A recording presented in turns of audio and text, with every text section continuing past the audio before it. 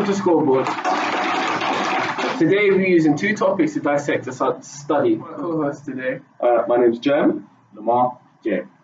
The study will be the optimal properties of footwear to enhance middle distance running. Two examples would be to increase performance, economy, and decrease injury.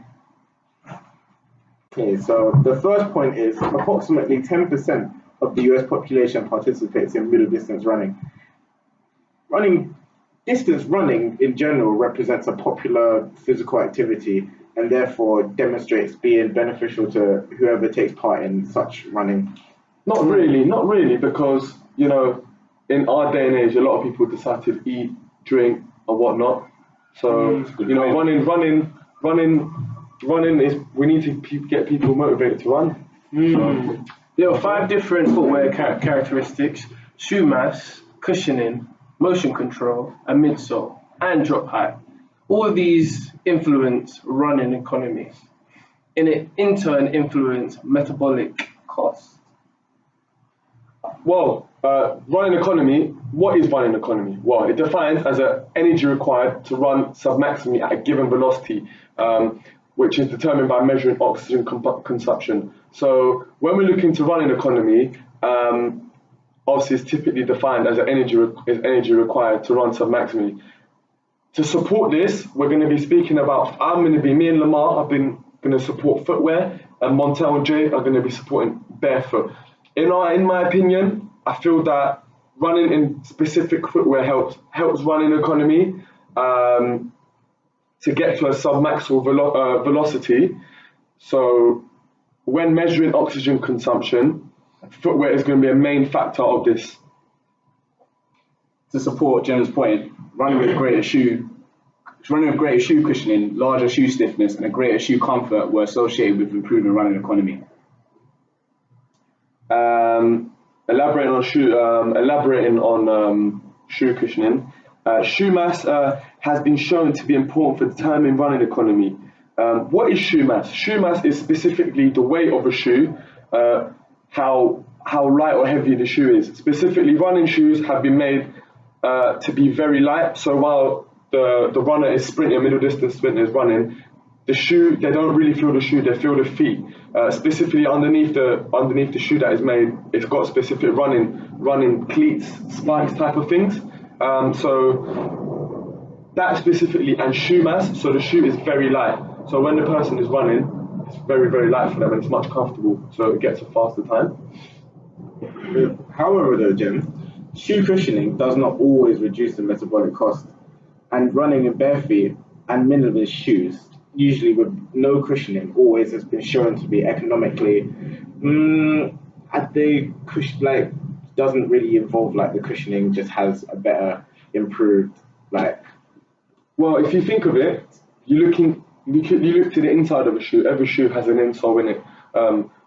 Take an insole out and it's just that's the noise you get, yeah? So if you don't have a shoe cushioning item in the shoe, it's not going to be comfortable for the guy, isn't it? No? True. You know a true point? No?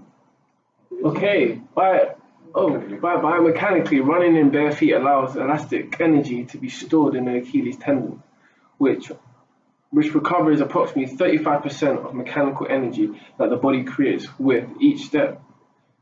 As a result, helps increase the size of the dorsiflexion. Doesn't mean anything, Yes, because no, it doesn't, Yes, because it does. when you can train in bare feet, it could help your Achilles, but you're not running in bare feet. Are you? Which is true, but at the moment there's majority of people, which you will see on the facts, majority of people are starting to use bare feet as a sport. Really? Yes, it's called minimizing. Okay. I understand there's evidence to support that, but despite the clear benefits of popularity of barefoot running, runners are known to be highly susceptible to injuries, with the incident rate going up to be 70%. So this shows that running bare feet, there's a much more higher risk of injury in comparison to running with shoes. Okay, but that all comes down to the environment that the athlete is running in. Very true. And the type of sport they're using, because depending on what environment they're in and what sport they're using, it will depend on what kind of footwear they will use. Specifically, we look at middle distance runners, right? Okay. Not which is the target. Not which is the target, not middle distance runners has to run for quite a long time. I mean, yeah, 400 meters, 400 meters. maybe the training for barefoot it helps maybe support, makes the muscle stronger. Yeah. But at the end of the day, we're not doing barefoot. We're running with shoes on. Do you know what I'm saying? And maybe a lighter shoe comfortable, shoe comfortation, the insole in it, everything around the shoes, specifically shoe, is the way forward, and not barefoot running, in my opinion. Yeah, I'd say referring back to that point, I'd say 100 meters would be a good example of running with bare feet because it doesn't require a longer distance and it doesn't require you to Stress. beat down and stress your heel over time. So I'd say in that point, you guys are probably right about that. But I'd say for us, like working on your technique would be very important, especially for using bare feet because it allows that front push, like when you push down on your bare feet, you land with your forefoot and then your heel basically is supported, and then over time, like it increases the elasticity of your calf muscles, and so then it will just increase the muscle in general and improve the muscles' like ability to move. But we could say basically we're saying using the barefoot technique is more of a training technique instead of using it during sports.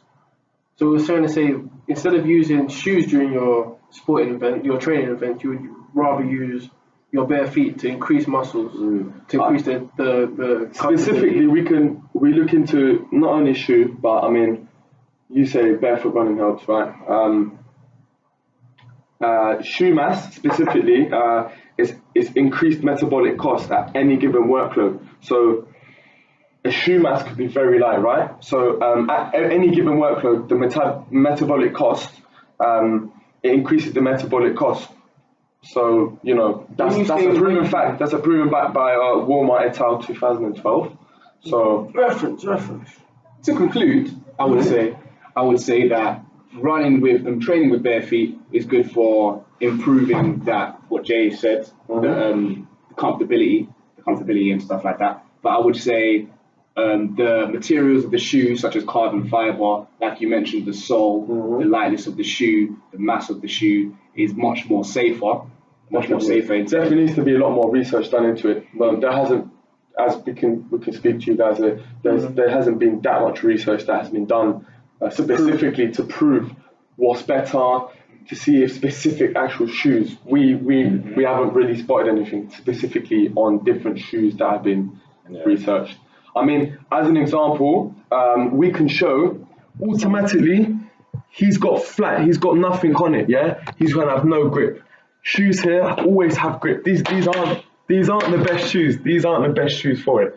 But even having shoes for it, it helps for the grip. So